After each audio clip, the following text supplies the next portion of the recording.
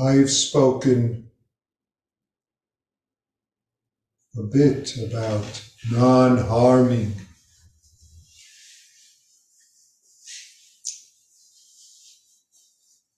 About harming all harmful actions ever committed by us.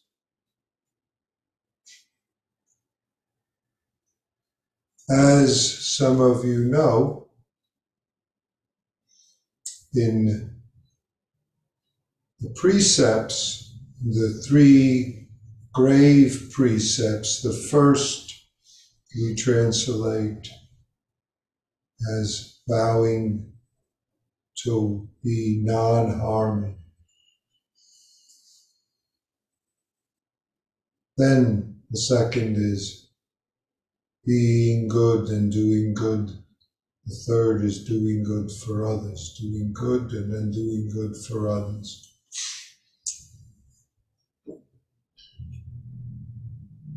Of course, in place of non-harming, we could sometimes use the word evil.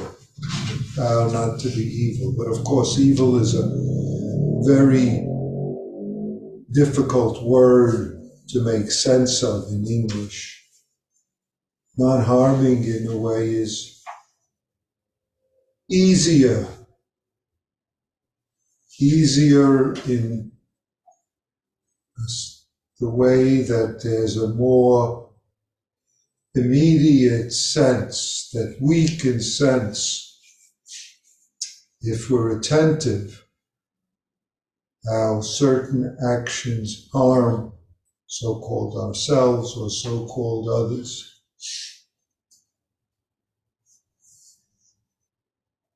So-called ourselves or so-called others.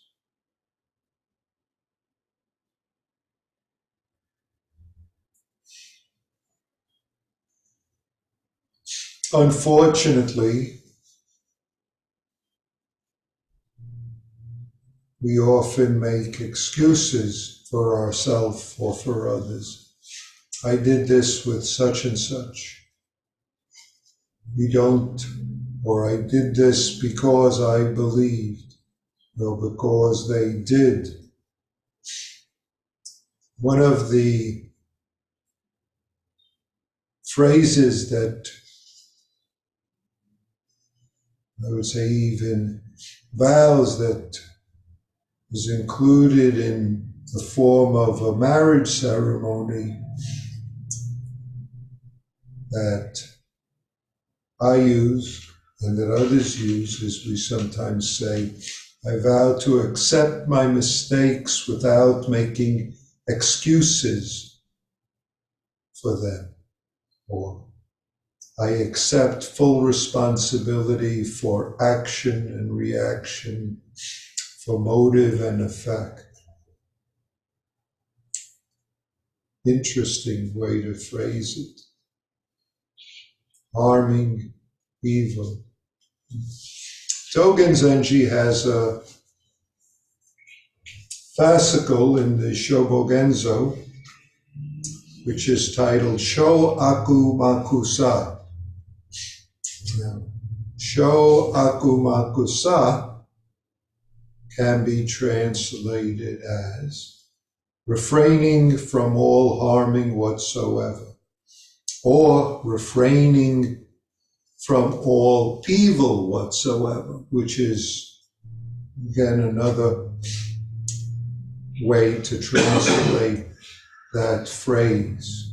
Refraining from harming, refraining from evil. In a simple way, we could connect those two.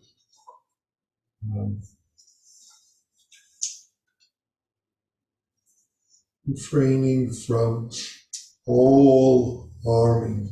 He begins, an ancient Buddha said, refraining from all harming, practice all that is good, purify your mind. This is the teaching of all the Buddhas. This precept, Dogen says, has been kept by all Buddhas and ancestors in the past and present, before and after the 7 Buddhas. It has been handed down from Buddha to Buddha. It's not only the possession of the 7 Buddhas, it is the teaching of all Buddhas. And yet we must, that's my paraphrase, we must clarify this principle. The Dharma way of all the 7 Buddhas is the sum total of all their actions. This is an essential spirit in the continuous transmission, teaching, and bestowal. That spirit is the teaching of all Buddhas, practice, and enlightenment. This non-harming, or if you want to say evil, means the evil nature, Dogen says, of good, bad, and neutral. This non-harming means the evil nature of good, bad, and neutral. What does he mean by that? I wonder. Weaken one. Let's look at a slightly different translation.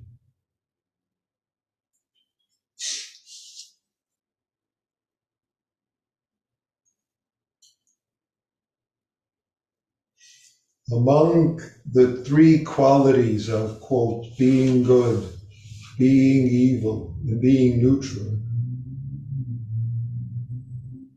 which has to do with intention and actions and consequences, the either evil or harming, whichever way you translate the word, of which we are now speaking, has the quality of being harming. This quality of being harming, it's something that doesn't arise and perish as thoughts and things do. Although the qualities of being good and being neutral are also beyond arising, as well as being without stain and bearing the characteristics of the truth. These 3, in each instance, are quite diverse in form and character. In a sense, he has a whole chapter here which goes on to discuss this makusa, which either we can speak of as harming, or we can speak of as evil, or we could speak of in different ways in the English word. But I think we are coming from a slightly different perspective when we use a word in English like evil rather than harming, because evil connects with a historical perspective in English of Christian traditions and the complete opposite of so-called evil and so-called non-evil, which is why I prefer harming, especially in terms of our practice and our understanding.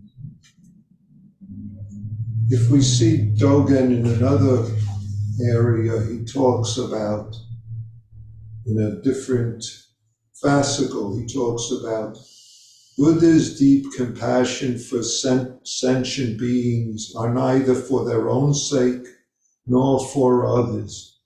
It is just the nature of Buddha Dharma. Just the nature of Buddha Dharma. Observe how even animals nurture their offspring, even insects nurture their offspring, enduring hardships in the process. They gain nothing from this, even when their offspring are grown. The deep compassion of small creatures for their young naturally resembles the compassion of all Buddhas for sentient beings, naturally resembles the compassion. So what is this non-harming or non-evil, which he's equating here with this compassion? That's something good for us to reflect on. Compassion. Compassion. Compassion literally means feeling along with. In other words, perceiving in the sense of feeling along with other beings the results, the actions, and the results of the actions, whether it's in terms of words or physical actions.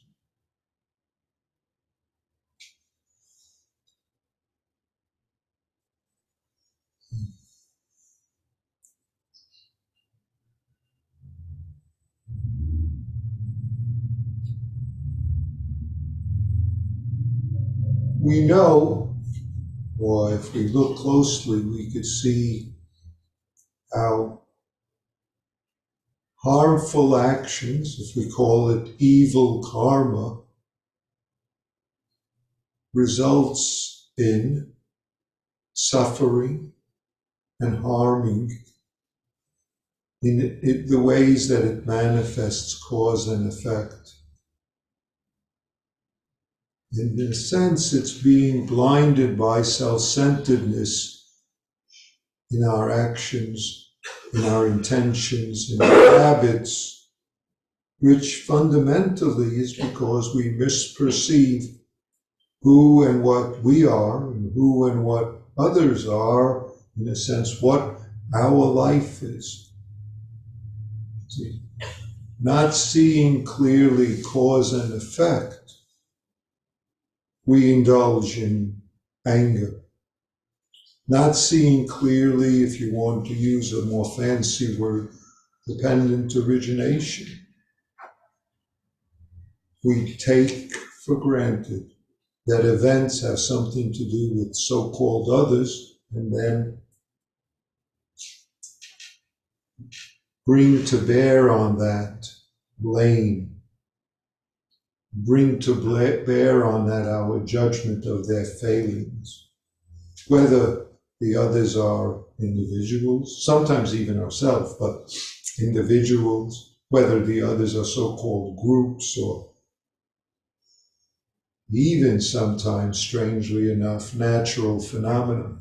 If you could imagine getting angry at natural phenomena. And somehow we even manage that. At least I can say I've seen that arise. I don't know whether any of you would agree with that, but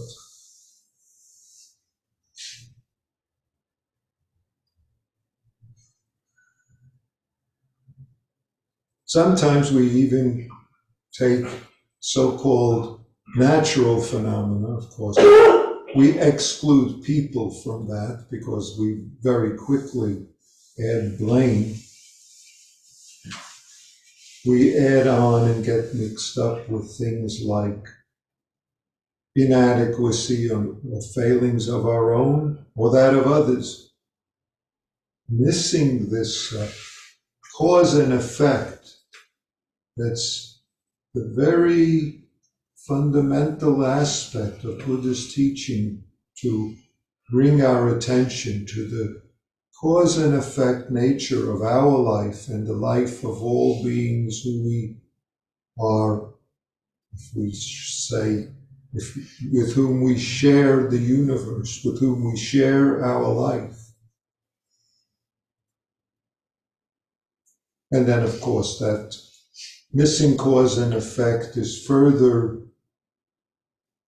enhanced, connected to failing to see how we're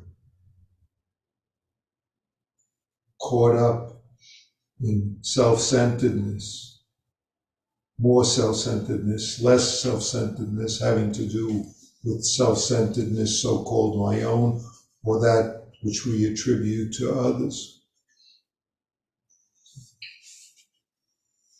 Back to refraining from evil, as he says in Shoaku Makusa. Refraining from evil, refraining from harm is the fundamental precept of Buddha's teaching. You could say harming is another side of the coin called caught in self-centered dream, holding to self-centered thoughts. The other side of that coin is naturally what we call harming. Or we could say it's the consequence of, or we could say it's a natural outgrowth of. Because if we believe all sorts of self-centered dreams, we justify, or we are impelled by, or we live out those with little concern or ability to see our connectedness with all beings, to see the consequences, to keep us from being just this moment. When we are at one with greed and anger, confusions out of which we act, that's the very manifestation, the natural consequences of not noticing, not attending to the harming that is inherent in those self-centered actions. The harming, sometimes even so-called to ourself, if we say it. In fact, often, along with any, I'll say, secondary harming that comes to others, is the primary harming, that anger, for instance, manifests in our life, and of course in the life of the whole universe that we're living. This is one aspect of this Shoaku Makusa, this fundamental teaching that comes naturally to us if we can be who we are, if we can live as who we are, being this experiencing. Because this experiencing isn't some personal thing. Don't think experiencing goes on inside you and is separate from everything so-called outside you. That kind of experiencing is self-centeredness. Experiencing is the whole universe experiencing, manifesting as your life. And your life isn't just inside this bag of skin and bones. If our life was just inside this bag of skin and bones, there would be no functioning. There'd be no oxygen, there'd be no food, there'd be no moisture, there'd be no sunlight. All of those are part of what makes our life. We and the sun and the wind and the oxygen and all the beings that are connected with those, which is all the beings above the earth, below the earth, in the sea, in the air. We all are this interconnected that we call my life, our life. That's why it's possible to speak of the natural compassion for beings that grows out of our practice. The natural compassion of beings that makes possible our practice. The natural compassion, if I say it another way, connectedness with the trees, the insects, the birds, the wind, the sun. Despite the fact that we can easily explain that scientifically if we want to, but that we don't have to go in that direction. It comes out of, it's naturally connected as we practice. Otherwise, our practice is just some little thing inside this bag of skin and bones. That kind of practice, the Buddhas aren't teaching that. That's more self-centeredness, despite all the accomplishments. And of course, self-centeredness keeps arising in our life. And we get to see what's skillful with it, what isn't. And that's the reason why regularly all harmful actions that were committed by me since of old, so on and so forth, until now I acknowledge and am at one with them all. Unless we atone over and over and over and over, not for what I did between the last time I did atonement and now, but over and over. Atoning isn't trying to make something past good, but it's acknowledging who and what we always are, is being at one with the whole universe. Not because I'm creating that, but that's because I'm willing to, for a moment, recognize what's always so. That's what our practice is, recognizing what's always so. Being just this moment. And what's always so manifests in our hearing, just hearing, seeing, just seeing, breathing, just breathing, cognizing, just cognizing, as the Shakyamuni Buddha says to Bahia, as recorded in the Bahia Sutra.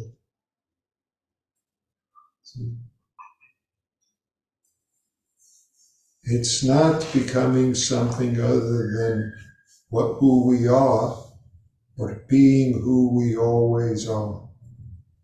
That's our practice.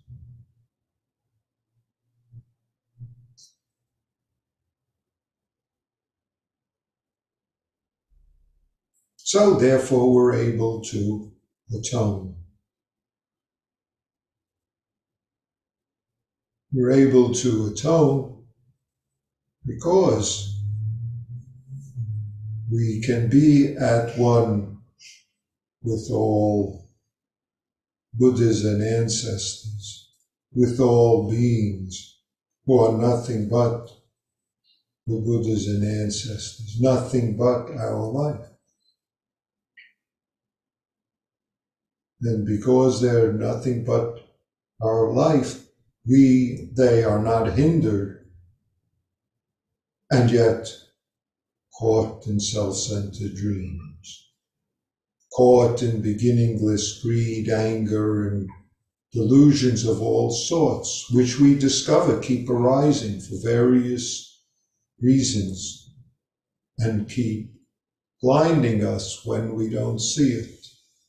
So we need to take good care in our practice, both formal and throughout our life, to notice how and where those are arising so that we can, so to speak, release them, so to speak,